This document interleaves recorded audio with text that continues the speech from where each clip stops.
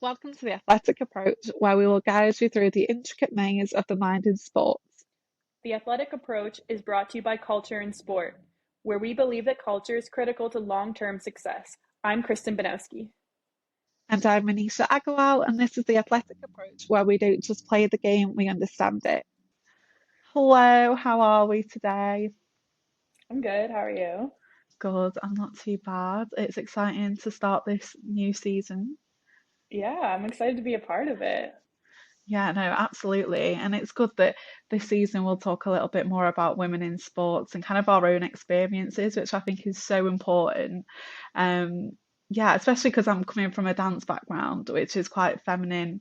And then obviously with your background as well, if you wanted to touch on that. Yeah, being a bobsleigh athlete is kind of like if you could pick a complete opposite of dance, bobsleigh would definitely be on the other end of the spectrum for sure. Yeah, no, completely. And like it's just so interesting because I think how our experiences could probably be similar, but also so different at the same time. Like, I think some of the underlying challenges could be similar. Like, for example, with like within dance, there's a lot of sort of issues with body image and having like the perfect look, and then with bobsleigh, it's like quite like muscular, and I feel like that's something that like dance and like within dance, it's just not looked at as a kind of a I don't know, it's kind of looked down on really. Yeah, I think that's kind of funny. Well, I think a lot of dancers are very lean, and so Mm, without meaning to be, they actually end up looking quite muscular. But I think it's funny because having such a feminine versus a masculine sport, like body image um and weight in general are both so important in both sports. In dance, you try and be light and airy, and in bobsleigh, it's a weight class sport. Like you have girls who unfortunately end up starving themselves leading into a competition because we're weighed in between each run of a race. yeah, no, absolutely. Do you get sort of told when like the weigh-ins are gonna come in? Yeah, Yeah. so it's not like boxing or anything like that where you get like, let's say the day before or the morning of. It's literally mid race, so you compete and do half of your race and then you're weighed in. So in bobsleigh, a regular race is 2 runs down the track, and then it's a combined time to give you your overall rank. And after the first run, your equipment is weighed, and then the athletes are weighed inside the equipment. And there's a maximum overall weight and a minimum weight of the sled. But that determines how heavy the athletes can be. And so it's not like other weight class sports where you actually might have time to refuel and get more water and stuff like that. You literally do half your race in a depleted state. That's so like literally mind blowing. And like it's Yes. quite similar because I've heard other dancers actually experience within training, like within dance classes or like within like their private companies and schools that they'll they'll either get weighed or they're told to like literally wear minimal like clothing, look at Mm-hmm. themselves in the mirror and be like, do you think you're skinny enough to be on stage? And it's like you just can't do that. Like you just can't That's do so that. funny because our a few years ago, our head coach, he was making a joke, but we were all doing body composition testing, and he was like, it used to be that I could just tell you all to take your shirts off, and I could tell you if you were in the right body shape. But now we have to do these tests to so that we do it properly. And I was just sitting there like, oh, that sounds horrible. Oh wow. Oh no, that is so intense. And then it's like then you wonder why like eating disorders are so prevalent in Yeah. athletes. And it's because of like this culture. Yeah, for sure. And just, well, like in bobsleigh, if you don't make weight, you don't compete. Like you're disqualified, right? Um, and similarly, like I guess it probably wouldn't be as strict. Like if you're half a pound too heavy in dance, it's not like they're not going to send you out there, but you're also shamed and like made to fit in a certain box, even without being like a weight class sport. Yeah, no, exactly, exactly. Because there's always this ideal body, and it Mm-hmm. looks so different for each sport, but it has the same effects in terms of what the athlete then does to actually achieve that ideal body. And what else is crazy to me is the men are also a weight class sport, but in bobsleigh, like the men, for a lot of them, the weight class is kind of a joke.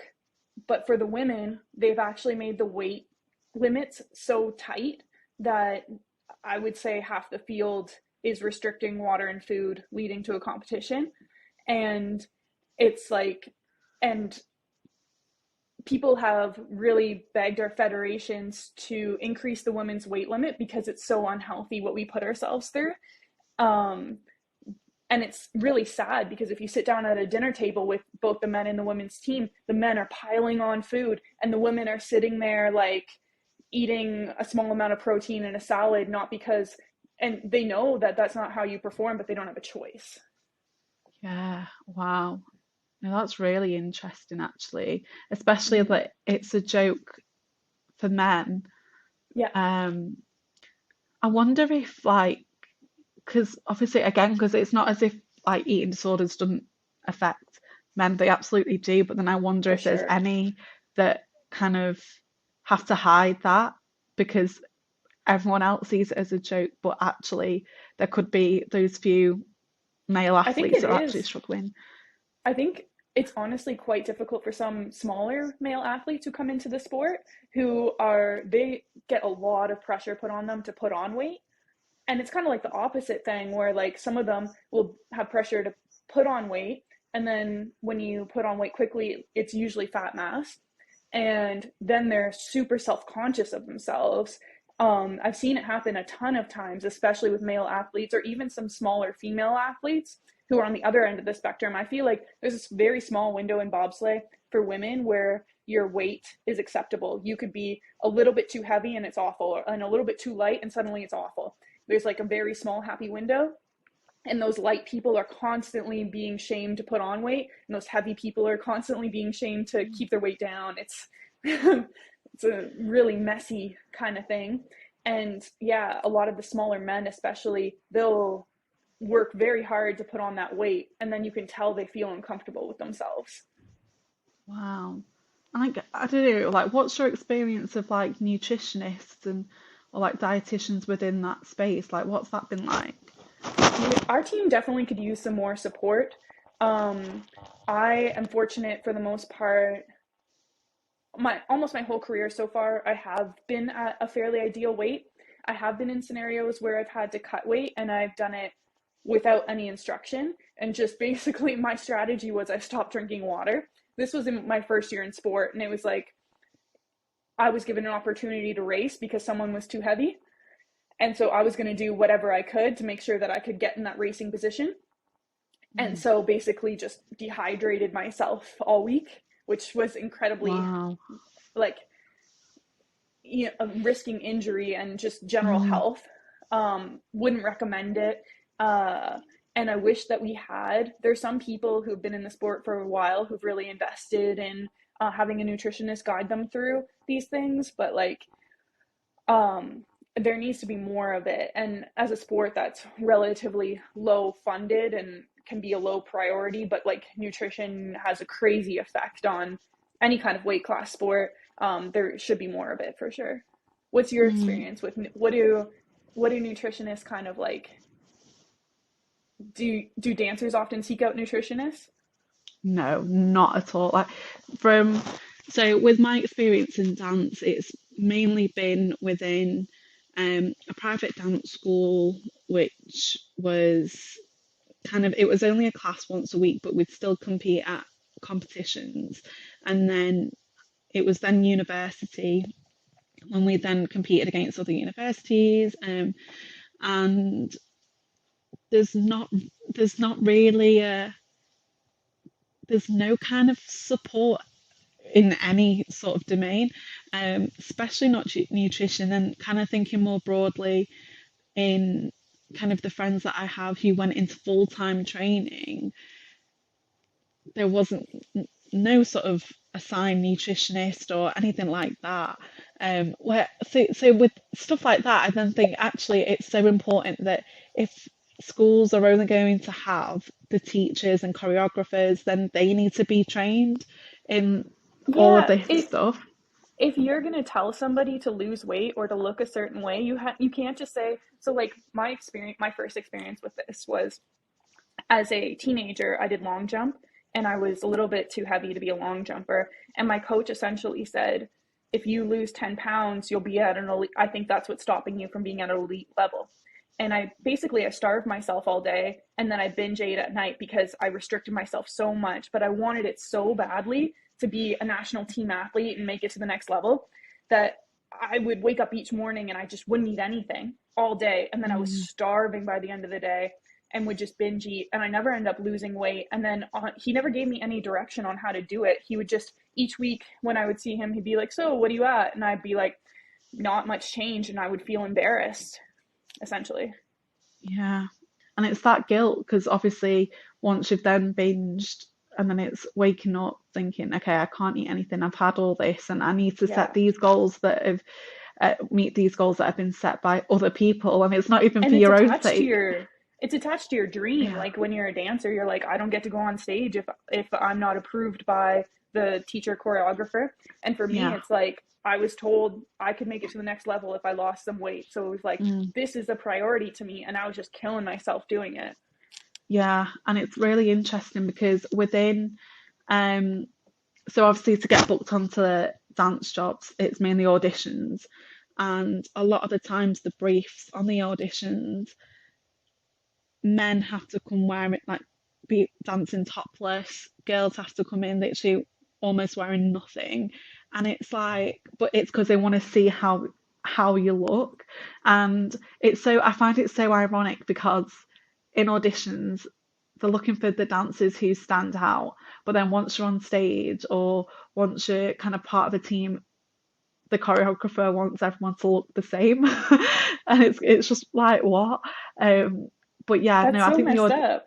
mm, You're like looking for individuality and then kind of like whitewash everybody, put everybody as like make them all look the same and yeah, exactly, and I think, and it's interesting because I feel like it's really different by genres because I feel like ballet is very much like that. It's so strict. There's not as much creativity when you compare it to say like hip hop or like commercial um sort of styles.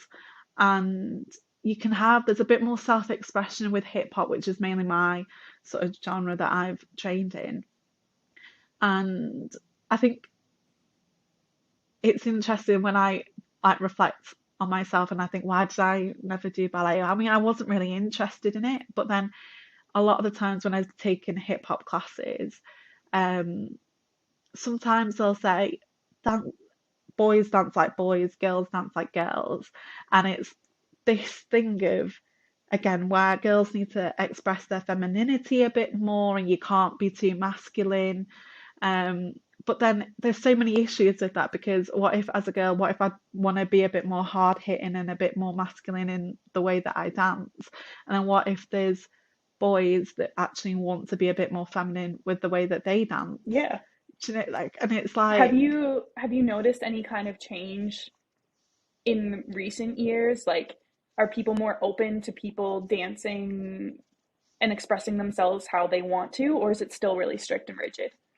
I think there's definitely been a change, and I think mainly more so in hip hop, ballet, I think is still so far behind. But within hip hop, I've definitely seen a change, and I feel like there's been a like kind of a bit more acceptance of, like for example, like heels commercial classes. You'll see boys wearing heels within that space, but then if you What's a took that heels out, commercial class? so it's dancing in heels essentially, and commercial is a bit more. Um, the best way to describe it are like dancers that dance on stage in concerts, like for concerts Oh, and stuff. okay. Like yes, they're a bit more commercial, so very like full out, very Brian Friedman, if you know who he is. So very kind of um, don't know, just okay. So the dancers for the Super Bowl for Rihanna, Yeah. they they were commercial. That's commercial sort of hip Yeah. hop. That's kind of the style. Um, so basically that style, but in heels. So you need like unreal balance and like just I didn't even know that like existed, that there was a separate hip hop in heels. yeah, no, absolutely. So yes, that's commercial heels. So and I think a lot on like that side of things have been accepted, especially within like the LGBTQ plus community, and Hmm. kind of having that again, that self-expression and just wanting to feel like really sexy. And it's really good as well that there's a lot of classes in it where women would go and they would feel so empowered afterwards because again, because I don't know, even if you're not a dancer, like you can go to these classes and just feel sexy and just feel like Yeah, that I can time's for imagine. you. Like, I did dance when I was younger, and I was definitely not interested in that. But now, if I were to go and do a dance class now, I think it would be really fun. And I feel like you would feel like kind of like a sexy kind of empowerment to it. I don't know, just like moving your body and like being more free with yourself, I guess. Yeah, 100%. And I think that style again brings a bit more femininity to it. But then again, depending on the choreographer, also depends on if there's a bit more of a like full on kind of like I don't know, like a masculine type thing to Mhm. it. Um, but yeah, but no, it's just it's really interesting because it's so subjective. Like dance is just so like subjective and like anyone can take it out like what they want from it. Um, but again, but this really depends on genres because when looking at ballet, I just don't think they're there with that yet. Um, Yeah, ballet, I mean, as an outsider to the dance world, seems very strict and traditional. yeah, yeah, 100%. And I think again, this ideal body for ballet is so like particular again, so slender. It almost reminds me Even of modeling. Like, yeah, as you're talking about this, like, you guys are athletes, obviously, and using your body, and not that models aren't, but like to a very high degree, like dancers are. And it reminds me of like very traditional, strict modeling, the way that you guys need to look a certain way and fit into a mm, mold and whatever. yeah, 100% because it's such an artistic sport. It's aesthetics. So not only do you need to be good at dancing, you also need to look the part. Like you need to have Mhm. that attraction. And again, that goes back to the auditions where dancers, like men have to like dance topless and women have to literally wear almost nothing because they like choreographers want to see if they've got essentially most of the time if they've got that sex appeal, depending on what the job is, or kind of that attraction, that kind of again like so there's someone there that will stand out, and that goes yeah. There's just so many Would issues with someone, that. would if you go into these things knowing that you're going to be in a group and they're going to want you eventually to all look the same, would your goal be to stand out, or would your goal be to kind of look like you could be a part of the group? Interesting you say that. So a lot of things that dancers would do is well, one thing in particular is that they would dance next to a person who looks like them because Mm, we have this thing called opposites. So a lot of the time in dance, your opposite would look like you, whether that's well, it's not always like kind of like you look identical, but like if you've got the same sort of hairstyle, if you've got similar height, similar like sort of body type, can that sort of thing. So if they see like two people like dancing together who are like who stand out but they also look the same, they're like, mm. okay, we can put this into a piece. Does that make sense? You're almost like working together. You've like picked this random person. You're like, hey, we would look good together, or we would look the same together, which apparently is what they're looking for. So let's Hmm. work together on this. Yeah, no, exactly that. Like it's so mad because it works as well. Or like even like during training, like some dancers will be if there's someone on their degree course that looks like them, they'll do things together. It's like, I don't know if you know of as twins, like they like do a lot of hip hop stuff together, and it's just and it's because they look the same that they then, get those jobs. And I don't know, there's just something to it again where you stand out, but you also look the same at the same time. It's It's such a bizarre, weird balance you have to strike. Yeah. yeah, but it's so interesting. Um, but Yeah, it's yeah, got to be really yeah, hard as an individual to go into that, knowing that you want to be recognized for you, but your best chance to be recognized is to look like somebody else. yeah. It's just so ironic. Like honestly, like Yeah. a lot of the things is just so like contradictory. Like, and you think how? But then on that as well, because it's such a female dominated sport, it's easier for boys to then get picked out for jobs than it is for girls because because again, unless you stand out as a woman, you look like everyone else, you dance like everyone else, you've got the same technique as everyone else. But then boys within those auditions are easier to kind of pick out, or there's again, it's that thing of, well, there's so many jobs there for boys, but you're more likely to get it because you're a minority within the industry. And that's a wrap for today's episode of The Athletic Approach. We hope you gain new insights into the mental dimensions of sport performance and are inspired to dive deeper into this fascinating field. The Athletic Approach is produced by Manisha and Dr. Jeremy Piasecki at Culture and Sports.